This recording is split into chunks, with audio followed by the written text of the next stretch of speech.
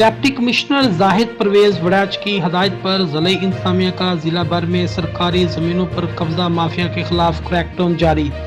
Assistant commissioner सांगलाही doctor मुबारक रजा की निगरानी में चक नंबर 119 आरबी में कब्जा माफिया के खिलाफ ऑपरेशन किया गया।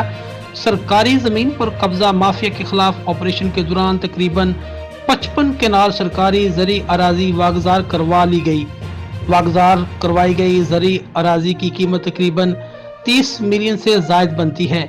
ज़िला इंतजामिया भारी मशीनरी के साथ रोजाना की बुनियाद पर कब्जा ग्रुपों और नाजायज तजावजात के खात्मे के इक़दामात कर रही है।